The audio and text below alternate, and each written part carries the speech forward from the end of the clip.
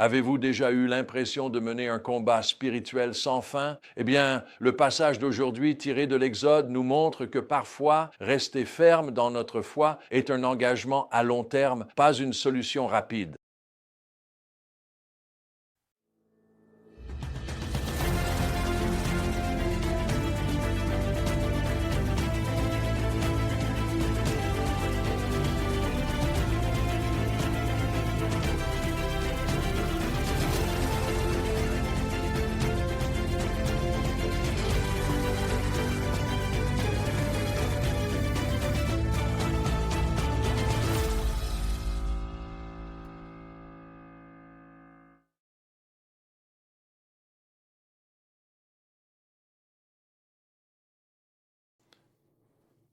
Plongeons dans Exode 8, 16 à 9, 12, où nous assistons à la suite de l'affrontement épique entre Dieu et Pharaon, avec Moïse et Aaron qui tiennent bon au cœur de tout cela.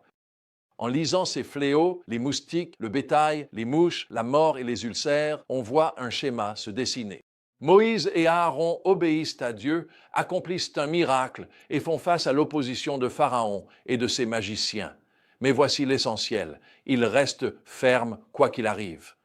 Dieu s'apprête à montrer aux enfants d'Israël des merveilles grandes et puissantes. C'est une leçon cruciale pour nous. Le combat spirituel n'est pas une solution rapide aux situations difficiles. C'est souvent un combat qui fait rage pendant des années. Comme Paul l'a écrit dans Éphésiens, nous devons tenir ferme. C'est Éphésiens 6, 13. La lumière de Dieu brillera. Alors, la victoire sera remportée. Lorsque l'obscurité s'épaissit, laisse ton espoir briller encore plus fort. Souviens-toi, le soleil n'a pas disparu. Il attend simplement son moment pour illuminer à nouveau ton monde. Même si la nuit semble interminable, l'aube est déjà en chemin, prête à colorer ton ciel des teintes de la promesse. Chaque épreuve que tu traverses, chaque combat contre le doute, te façonne pour devenir quelqu'un de plus fort, plus sage et plus résilient. Alors tiens ferme dans ta foi, ô guerrier de lumière. Revêt-toi de l'armure complète de Dieu, car tu es équipé pour ce combat. Ces moments d'attente ne sont pas perdus. Ce sont des espaces sacrés où Dieu façonne ton caractère, met ta détermination à l'épreuve et te prépare à ses œuvres magnifiques. Dans ce creuset de patience, tu apprends à faire confiance, non pas à ta compréhension limitée, mais à la sagesse infinie de Dieu. Alors que tu attends le Seigneur, tu ne fais pas que passer le temps. Tu t'élèves sur les ailes des aigles, tu cours sans te lasser, tu marches sans faiblir, car au moment parfait et choisi de Dieu, chaque seconde d'attente s'épanouira en un merveilleux chef-d'œuvre de sens. Ton attente n'est pas seulement de l'endurance, c'est ta délivrance à venir. C'est ce qui est arrivé à Moïse. Regardons ce qui se passe avec les magiciens de Pharaon. Au début, ils pouvaient reproduire certains miracles de Moïse, mais au fil des plaies, ils deviennent de plus en plus impuissants. Lorsque nous arrivons à la plaie des moustiques, ils admettent « c'est le doigt de Dieu ». Exode 8, 19. Cela nous enseigne une vérité importante. Notre foi ne devrait jamais reposer sur les miracles eux-mêmes, car même Satan peut accomplir des miracles limités. Notre foi doit être placée dans le seul vrai Dieu vivant.